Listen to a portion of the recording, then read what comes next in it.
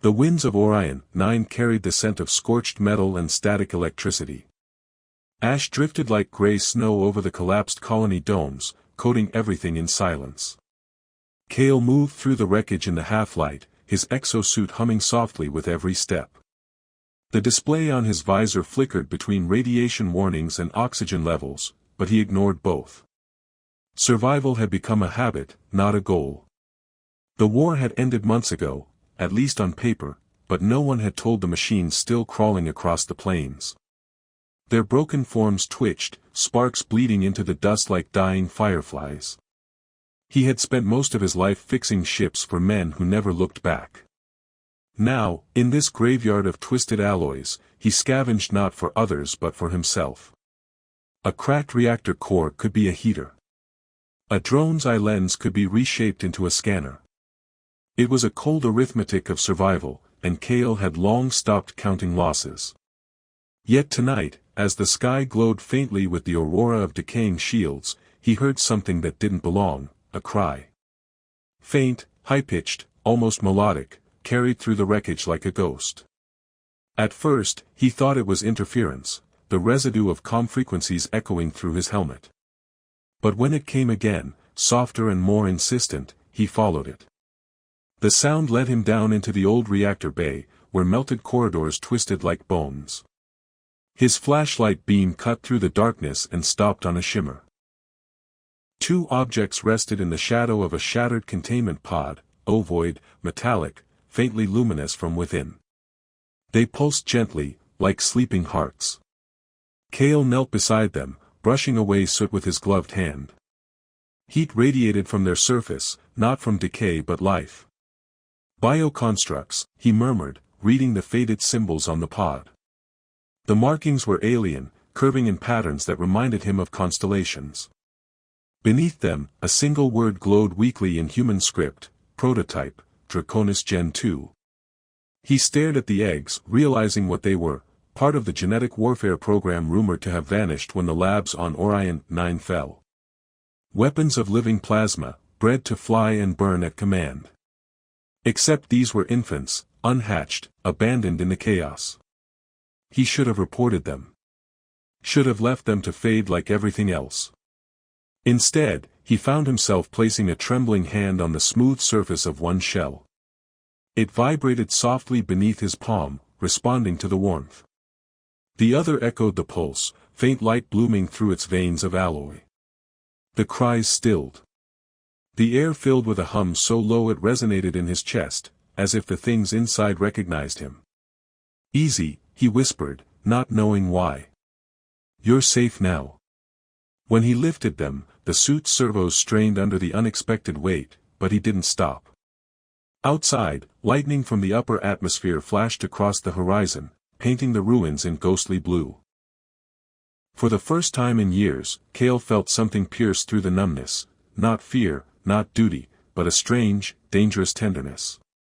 He carried the glowing eggs toward his hangar, unaware that the faint hum they emitted had already begun to alter the machines around him, rewriting dormant circuits, stirring the dead colony back to life. The hangar had once been a maintenance bay for transport freighters, but now it served as Kale's shelter, a patchwork cathedral of rusted steel and humming conduits. The eggs rested inside an old cargo cradle, wrapped in layers of thermal film he had scavenged from the wrecks. He kept the temperature stable by rerouting the energy from his fusion stove, the only source of heat in the frozen valley. For 3 nights, he slept beside them, half afraid they would die, half afraid they would wake. On the 4th night, the air changed. A low vibration rippled through the hangar's walls, like an approaching storm. Kale rose from his cot, tools in hand, and watched as light began to bloom from within the shells. The metallic skin of the egg softened, fracturing into 1,000 shards that hovered in the air, suspended by invisible fields. From the glow, 2 small creatures unfolded, their bodies glistening with silver-blue scales that shimmered like polished circuitry. Their eyes opened, bright as plasma cores, and for a heartbeat the mechanic forgot to breathe. They were beautiful and terrible at once. Living machines sculpted by alien design. Their movements were awkward at first, like newborn animals learning gravity. One of them stumbled, emitting a soft, melodic chirp that echoed through the hangar. Kale stepped closer, slowly lowering his hand. The larger one tilted its head, its sensors, or eyes, he couldn't tell, locking onto him. A pulse of light flashed between the two creatures, then one brushed its snout against his glove, leaving a trail of warmth. He laughed, softly, the sound unfamiliar to his own ears. "Guess I'm your mechanic now." From that moment, the hatchlings followed him everywhere.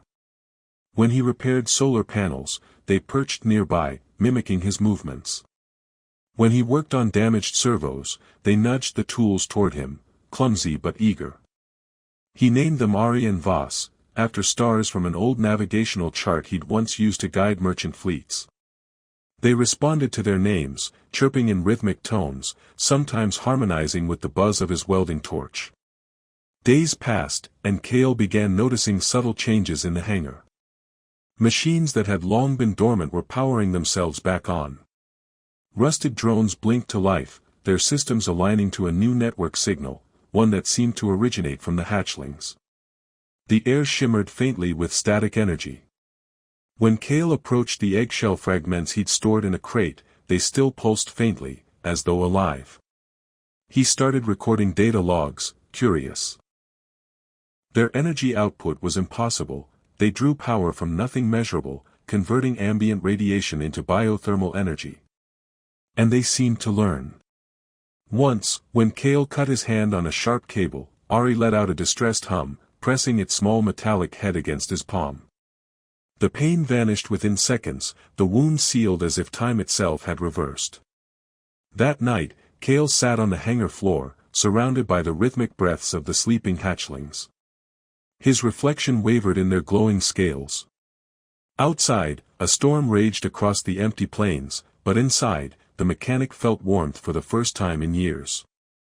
He didn't yet realize that the faint signal Ari and Voss emitted was traveling far beyond the colony, pulsing through the cold void of space, carrying a message he could not yet hear. A message that whispered, "The lost brood has survived." The days bled together under Orion 9's pale sun, and Kale began to forget that the rest of the galaxy still existed. The hangar had become a living thing, humming with light, alive with the rhythmic clicks and melodic sounds of Ari and Voss. They grew fast, faster than any organic creature should. Their wings unfolded like lattices of light, translucent yet strong, their veins carrying radiant energy that pulsed in patterns he couldn't decipher. When they played, their flight disturbed the magnetic dust in the air, filling the hangar with miniature storms of glowing particles. It felt like living inside the heart of a star. Kale repaired his old repair vessel, the Mira 7, piece by piece. The ship had been dormant for years, but now he had help. The hatchlings seemed to understand his work, reshaping molten alloys with their breath, fusing circuits with precision heat. Together they turned a ruin into something functional again. Yet every time Kale stepped outside the hangar, scanning the horizon, unease clawed at him. The airwaves were no longer silent. He heard the first transmission while checking a comm relay half buried in sand. A faint encrypted frequency pulsed in the static, imperial code, distorted by distance but unmistakable. They were searching for something. He returned to the hangar and sealed every entry hatch, running silent protocols through the ship system. But it was too late. The dragon's energy patterns were like beacons, impossible to mask completely. Somewhere out there, machines were listening. That night, Kale watched Ari and Voss sleep. Their bodies glowed in sync, hearts pulsing together with a resonance that felt alive in the air. He wondered if they understood the danger. They had no words, but their eyes, especially Ari's, bright and intelligent, seemed to read him. He sat beside them, the hum of old engines echoing through the silence. He told them stories from before the war, of ships crossing nebulae, of cities floating in gas giants' upper atmospheres, of people who dreamed of peace.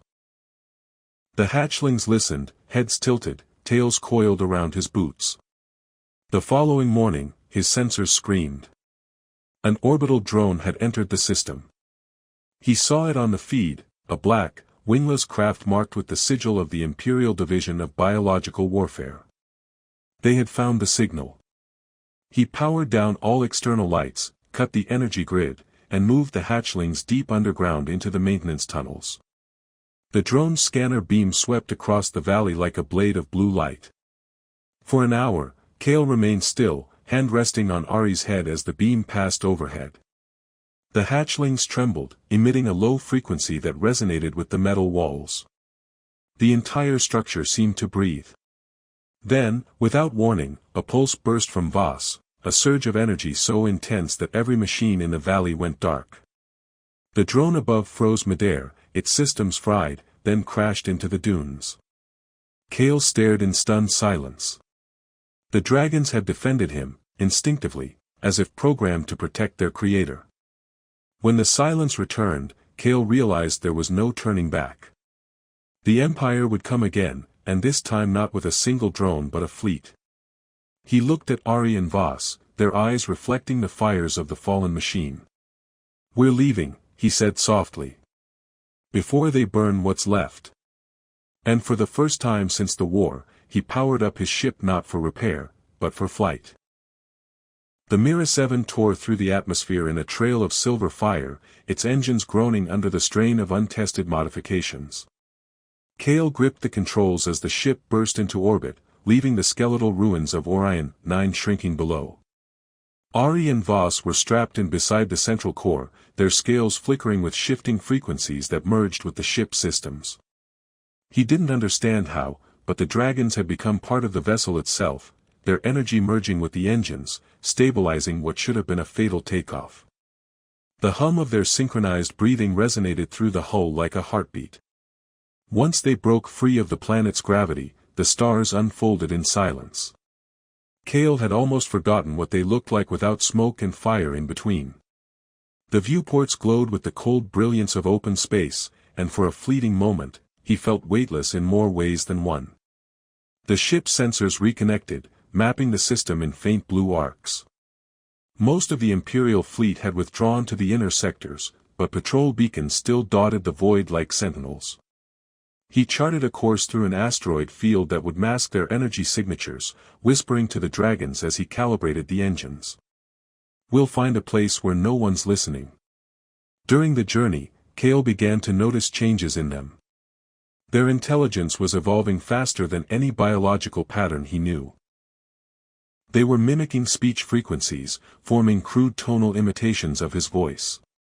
Sometimes, while he slept in the pilot's chair, he'd hear Ari's soft hum rising and falling like words half-remembered. When he opened his eyes, she'd be watching him, curious, patient, almost human. On the 12th day, he discovered something astonishing. Ari had linked herself to the ship's archive and begun decrypting locked files. Holographic fragments filled the cockpit, fragments of alien landscapes, enormous crystalline structures orbiting dying suns, and data logs in an unknown script. Voss projected a translation stream directly onto the ship's main console. Kale stared as patterns resolved into words. Draconis Initiative, the merging of code and soul. Synthetic guardians designed to end the age of war. They weren't weapons, not originally. They were born to protect, not destroy, until human hands repurposed their kind into machines of death. Kale felt a sickness grow in him as he read, realizing the Empire's true nature. The dragon sensed his turmoil. Ari pressed her metallic head against his shoulder, eyes glowing a faint, soothing amber. For the first time, he spoke the word that had lingered unspoken in his heart. Family. But peace was brief. The navigation screen flashed red, proximity alert. 3 signatures had appeared from hyperspace, bearing Imperial insignias. Voss let out a sharp cry, wings unfolding as static charged the air. Kale tightened his grip on the controls. "We're not running this time." The Mira 7's panels lit up, infused with dragonlight, as the dragon's power surged through the ship. The vacuum outside rippled with invisible energy. When the enemy ships fired, the light struck first, a blinding arc from Ari's chest that twisted space itself. The incoming missiles disintegrated before impact, scattering into harmless dust. Kale's breath caught in disbelief. They had just rewritten physics. But deep within the ship, alarms screamed, power overload. The dragon's glow grew unbearable, and Kale shouted their names, trying to reach them. The stars bent around the vessel as the Mira 7 vanished into a rift of its own making, leaving behind nothing but a faint whisper in the void. The rift spat them out into silence. The stars here were different, distant, veiled behind a violet haze that shimmered like liquid glass. The Mira 7 drifted in the aftermath of the jump, its hull scarred, systems flickering. Kale's breath came slow through the rebreather as he floated from the pilot's chair. Gravity had failed, leaving the cabin suspended in soft motion. Ari and Voss hovered near the reactor core, their bodies dim, scales cracked from the strain of the jump. Yet they were alive. Their eyes followed him as he moved through the wreckage of light and smoke. He reactivated the stabilizers manually, patching circuits with trembling hands. The console recognized the star patterns and returned an impossible answer. They were in the Alaris Expanse, a sector long thought unreachable since the collapse of the old trade gates. Debris fields stretched for millions of kilometers, fragments of warships from forgotten battles. Kale stared through the viewport as metallic carcasses drifted by, some so massive they carried their own artificial weather systems. The silence was unnerving, beautiful, and absolute. Ari stirred first. Her wings unfolded, scattering tiny sparks that clung to the air like glowing dust. She emitted a series of low tones, harmonizing with the ship's failing engine. Voss joined her, their twin resonance building until the reactor pulse stabilized. Energy flowed again, smoother this time, as if their bodies had become a living extension of the ship's heart. Kale felt the vibration under his palms. They were repairing the vessel from the inside out, rewriting its systems at a molecular level. He accessed the comm array, hoping for silence, but a signal came through the static, imperial frequency, faint but closing fast. The fleet had followed. They must have traced the rift's signature. The dread that followed was cold and deep. The Mira 7 was functional, but in no state for another escape. Kale turned to the hatchlings, his voice rough. They'll find us soon. We either hide, or fight. Ari's gaze met his, golden light flickering through the dim cockpit. Then a projection appeared above her head, a vision not from the ship but from her memory. Kale saw flashes of another place, a vast gate orbiting a dying star, guarded by colossal beings of light. It was the heart of their creation, the source of their power, Alaris Gate. If they reached it, perhaps they could end the chase. But reaching it meant facing the fleet head-on. The first wave arrived within hours, 3 battlecruisers gliding through the mist, their weapon arrays glowing crimson. Kale powered up the Mira 7, its new, dragon-infused core humming with alien light. The dragons positioned themselves at the viewport, their bodies merging into patterns of pure energy. When the enemy opened fire, the space around the ship bent like liquid. Plasma bolts curved harmlessly away, dissolving into luminous trails. Ari and Voss roared, a sound that rippled across the void, felt more than heard. Kale guided the ship straight into the heart of the enemy formation, the dragon's light wrapping around them like a shield. But the fleet's numbers multiplied, they were surrounded. No more running, he whispered, and released the safety locks on the main drive. The Mira 7 ignited in a burst of living light. The dragon's energy poured outward, not to destroy but to disarm. A wave that silenced every weapon in a 1,000-kilometer radius. For a heartbeat, the entire sector glowed, still and bright, as if the universe itself paused to breathe. Then came darkness. The overload tore through the ship, systems collapsing one by one. Kale's vision blurred as he reached toward the dragons. They surrounded him, pressing close, their wings folding around his body like armor. The last thing he heard before everything dissolved into white was Ari's voice, not a sound, but a word imprinted directly into his mind. Father. Light returned slowly, like dawn through glass. Kale felt weight again, the sensation of air and warmth, though he no longer recognized his body. When he opened his eyes, he was surrounded by motion, a storm of light fragments spiraling through what seemed to be the heart of a nebula. Below him stretched the remains of Alaris Gate, a colossal ring fractured but still alive, its surface pulsing with the same energy that flowed through Ari and Voss. They circled him now, larger than he remembered, their wings extending across kilometers, each scale reflecting galaxies. He tried to speak, but his voice resonated as vibration, not sound. The realization struck gently, he was no longer entirely human. The dragons had saved him, fusing his consciousness into the living energy that sustained them. He remembered the explosion, the collapse, the warmth of their wings around him. In that final instant, they had refused to let him die. His body was gone, but his essence remained, woven into the light, into them. He was connected to their thoughts, their emotions, the unspoken bond that had always existed but now felt endless. Through them, he could sense the ruins of the battle far behind, the Imperial fleet drifting powerless, engines cold, weapons dead. Not destroyed, simply silenced. Decades passed in the rhythm of stars, though Kale no longer measured time.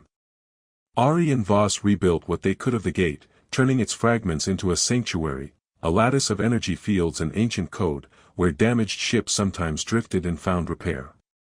They never spoke aloud, but through their connection he knew they carried his teachings. They rescued survivors from wrecked colonies, healed wounded machines, restored life wherever decay had spread. To the wanderers of the galaxy, the dragons became myth, guardians born from fire and loss, protectors of the forgotten. Sometimes, when Ari hovered near the core, she projected a hologram, the image of a man with rough hands and a tired smile, working on an engine under starlight. Voss would hum softly beside her, the sound vibrating through the void like a lullaby. The humans who found them called the phenomenon the mechanic's echo. They said it was a ghost that guided travelers home.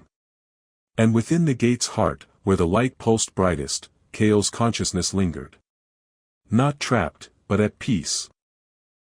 An eternal mechanic in a universe that never stopped breaking. His thoughts drifted across the network of stars, whispering into the minds of those who wandered too far: repair what you can.